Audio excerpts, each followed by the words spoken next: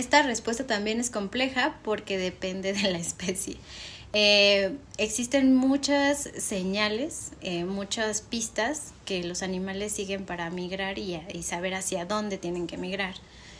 Muchas de ellas tienen que ver con los cambios, por ejemplo, de presión y de temperatura que ocurren normalmente por los cambios en las estaciones, que les dan señales que a lo largo de su evolución han aprendido entre comillas, y pueden interpretar para saber hacia dónde ir.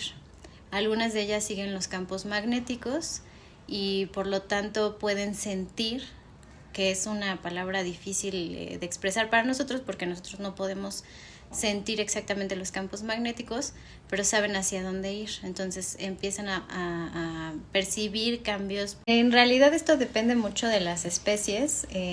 Tenemos patrones generales de hacia dónde migran las aves.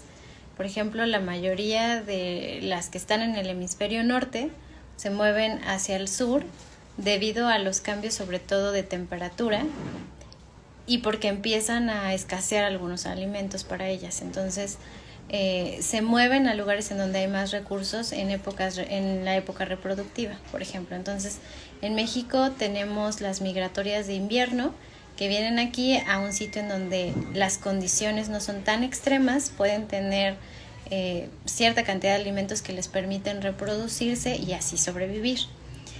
En el hemisferio sur ocurriría de manera similar, pero contrario, porque en realidad en diciembre allá es verano.